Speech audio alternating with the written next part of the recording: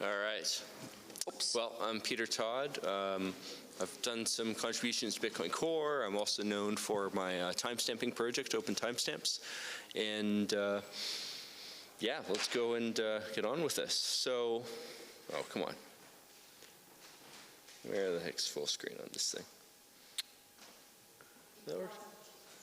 Okay, that's anyway, so I guess the background to this is really about, supply and like how do we go and reward miners, and come on, that's not very useful. Nope, that doesn't want to go page down.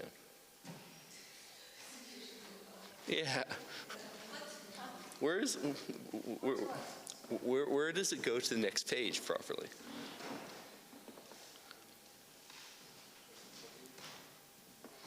So, Peter, are you usually working on a left? No, that's got it cut off. It's cut off.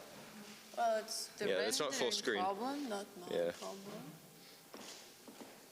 Like this? Check it out. Yeah, better than nothing. All right. So, anyway, like we were saying, Bitcoin famously has this like 4-year halving cycle where, we're rewarding miners with coins created out of nothing. And those coins, the amount rewarded divides in half every 4 years.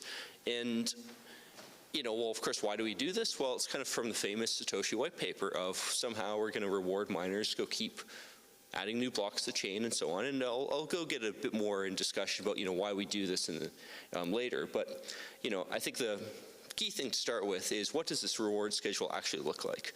And, what we've got up there is rewards in terms of Bitcoin, which all the way back in 2010, as you can see, weren't really worth much.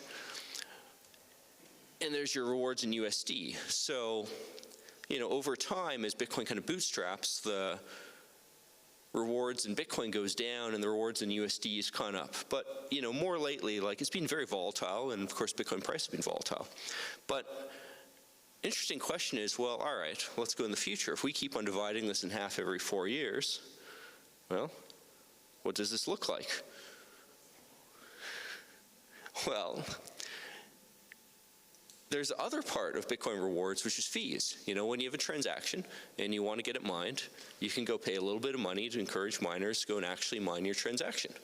And why do we have this? Well, it comes down to really like the consensus of Bitcoin, which is you kind of don't have a consensus on unmined transactions. The whole point of Bitcoin is to put transactions in blocks and get consensus over them. So somehow you have to go from this unconsensus transaction just floating around as information to information in the chain. And there's your fee reward, and well, what do block fees look like? Again, we have fees in Bitcoin and fees in US dollars. And funny enough, it's like all over the place. Well, just like the Bitcoin price has also been all over the place. But, the interesting thing about this is more recently, Bitcoin has had very large numbers of transactions over Lightning. And I could go for, another 30 minutes on how Lightning works. But long story short, Lightning lets you send money to other people by passing around transactions enforced by smart contracts. And long story short, it means I can go send you money without it ever appearing on the chain. Well, what happens like around here when, that huge fee spike went down to basically nothing? That's kind of when the Lightning Network got started and started ramping up. And sure enough, as that happens, your fee revenue seems to go drop, and it's not really clear like what'll happen in the future. So how do we pay miners? Well, other coins have different ideas. And let's go on to tailemission. So this is Monero's idea. And there are other coins like Dogecoin that do this too, but tailemission, you can ignore the math. All it is saying every block has a certain amount of money attached to it, and that amount of money is fixed. In the case of Dogecoin, I think it's, a 100 Doge per block or whatever it is. Monero, I think it's, some crazy number like 13. But the important thing is that number is fixed. And that number, the intention at least, is that it never ends. So how do we go model this? I mean, what does this do to our money supply? Well, we can go think of it as, imagine if our money supply is a function of time. Well, you start off with some amount of money when the tail emission kicked in, and as you go on, it's, standard algebra stuff, some slope of how much money we're adding per unit of time times t. And the interesting thing is we can also think in terms of what does this work out as an inflation rate? Well, that's just your derivative, and your derivative of, some kt thing is just the k, right? But is that really like how things are modeled? Is this really what's going on? If I go and put coins into the money supply, does the money supply actually just keep on going up indefinitely? Well, economically, no, because we care about the money supply of coins that people can actually spend. And that is why we have to go model tail emission, but losing coins. Because let's face it, a certain number of people are going to have some Bitcoin on their phone, have some Monero on their phone, and they're going to lose it. And that money drains out of the economy indefinitely. So, you can go and model this with a bunch of math, and get your derivative, you can say, there's some proportionality constant. But I think the key thing to understand this with this math is, first of all, the supply of coins, the coins that are actually in people's hands, those are the coins that can be lost. And coins that have already been lost, of course, can't be lost again. So your function for this, how this impacts the inflation rate is a constant times the money supply at any given moment. And if you're familiar with a bit of, differential equations, you can go work out at something, yada yada. And point is, if you work out the equations, in the long run, setting time to infinity,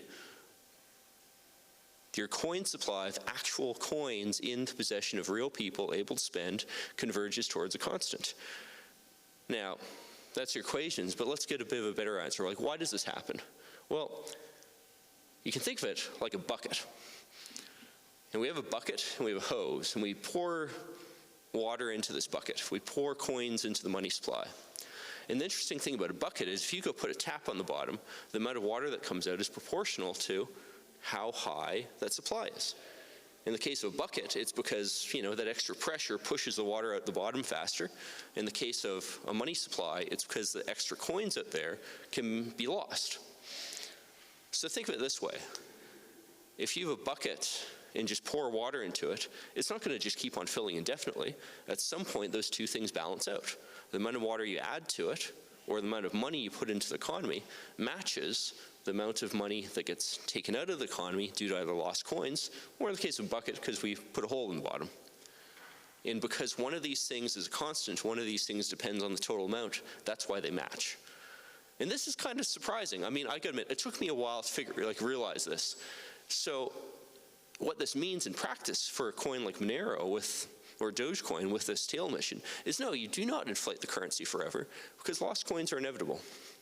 One way or another, people are going to lose money, thus inflation can't go on forever.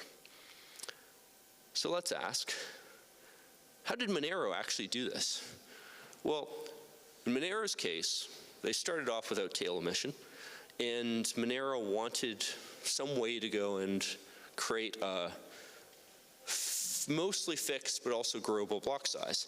And, I think it's a bit beyond the scope of this topic, but long story short is they have a scheme where mining rewards can be sacrificed to make bigger blocks. Well, of course, if mining rewards don't exist, there's nothing to sacrifice, thus the whole scheme doesn't work. And that was the first and foremost their intention, to create tail emission. And how did they actually do that in practice? Well, at some point, the Monero team decided, version 0. whatever of Monero, at some point in the future, was suddenly going to have tail emission with a fixed amount of block reward. Important thing to realize is this is not a compatible change with previous Monero clients, because you are creating more coins out of thin air than is previously allowed. So, when your Monero node sees those blocks, if you don't upgrade, it'll reject it. And in Monero, like many other coins, the social construct is that backwards incompatible forks are allowed. So from their point of view, adding this was, just a thing you go schedule in advance, and that's that. Now, let's go ask, well, what does this really mean if we have this economically? Will tailemission, for instance, be enough to keep miners rewarded? How does this really work economically? Well, I think for the economics part, tailemission's a curious thing because the rate converges to the rate of lost coins. And well, what are lost coins? Well, it's the coins that we didn't work hard enough to not lose. Now, if that's the coins we kind of lose by accident, and the rate of tailemission converges towards that, can tailemission be so high that screws up the economy? Well, could it? Could you? Well, hang on a second. So if I'm losing, say, like 0.1% of the coins, per year, think of that in terms of your savings. You go have, $1, and you save it for your whole lifetime. 0.1% compounded over that whole lifetime, something like, 30% or something. Someone could go check that. But it's a fairly small number. This is effectively a tax on savings. And the curious thing is the way this is implemented is a tax on savings that converges to whatever the amount is that people lose by accident. It's a weird concept, but that's how this plays out. So I would go argue that's a perfectly fine amount in terms of this cannot crash the economy versus, say, hyperinflation. Obviously, if we set a tailemission that worked out to, say, 50% of the coins every year, people might choose not to use that coin. But if you pick something low enough to begin with, it'll over time converge, and it'll stay that way. And we can say that in the long run, that should be fine from that point of view. Of course, from the other point of view, you go say, well, is this enough security? And, I hate to say this, but the truth is we don't know. And the reason why we don't know is we don't know who's out attacking our coins. Does Monero have any function written in C++ able to go say, this is how much security we need from the NSA? You fundamentally cannot do that.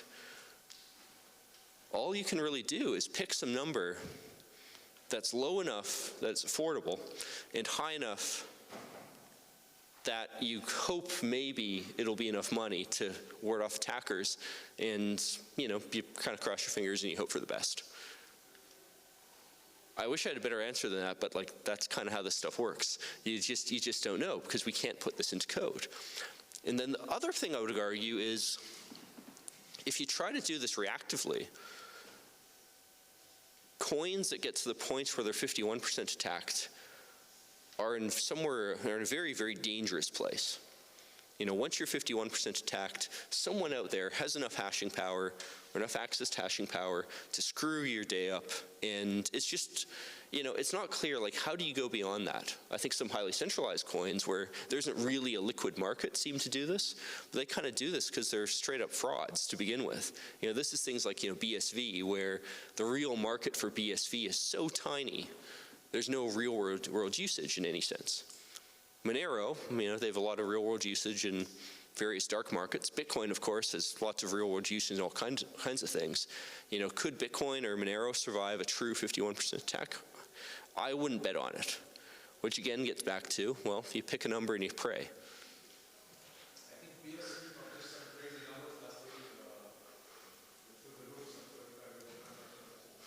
Well, you can make as many transactions as you want with a laptop.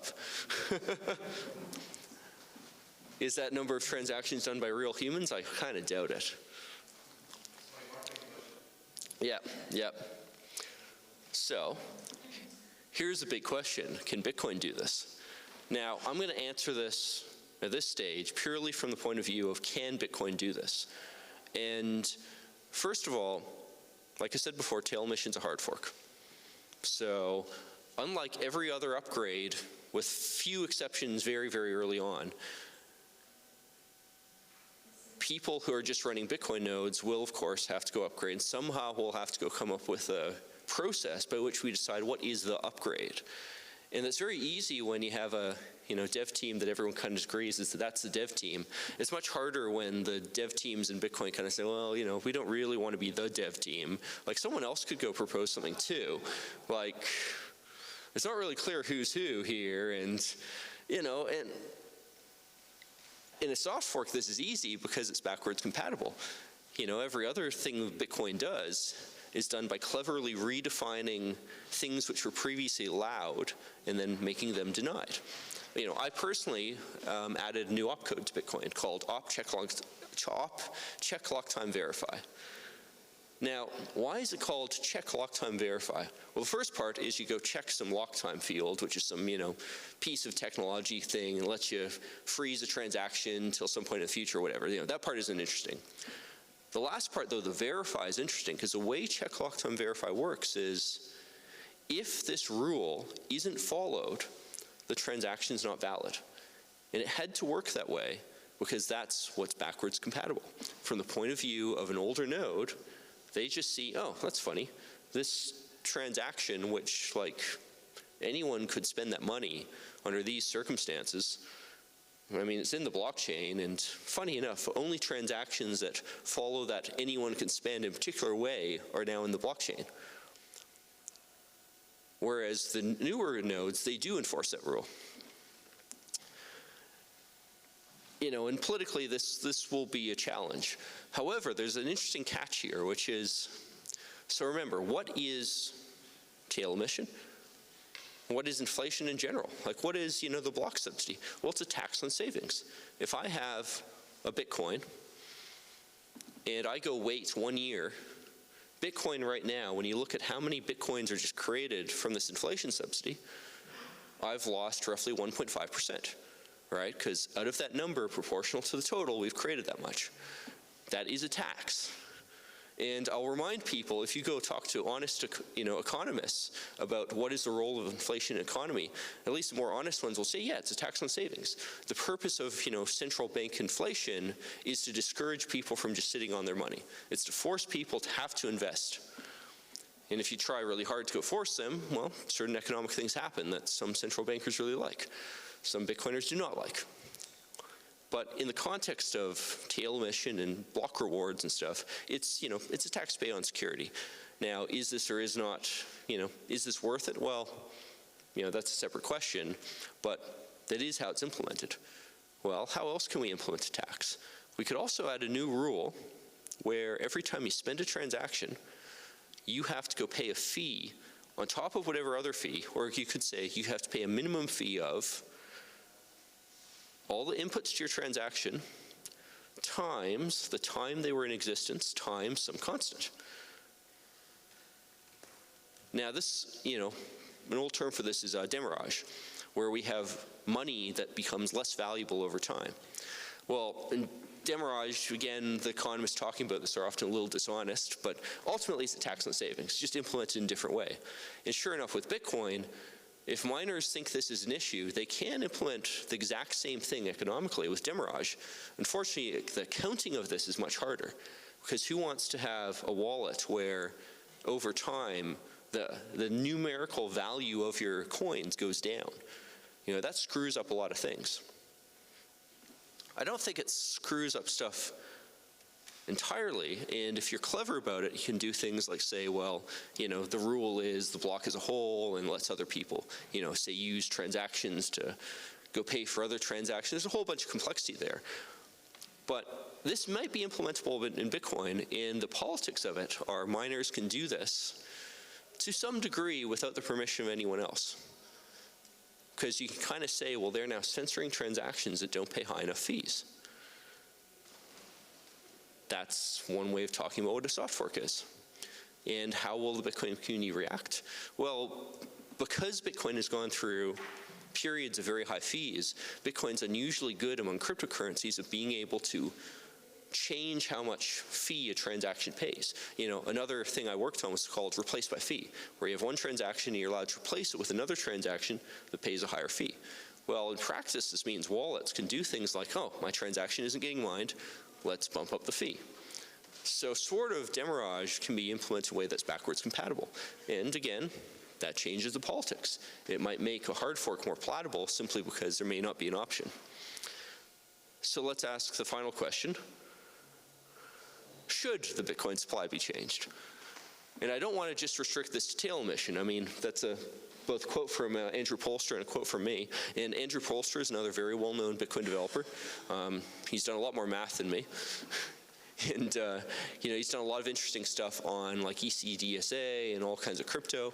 But last year at TabConf in Atlanta, he was on a panel and he was kind of asked this. Well, ultimately, this is a scary phase change that no other coin has gone through. There are no other coins which have transitioned from some kind of block reward or similar to only paying for transaction fees. We just don't really know what's going to happen. It might be that there's enough fees coming in to keep mining working. That might not be. There might be periods where mining breaks down.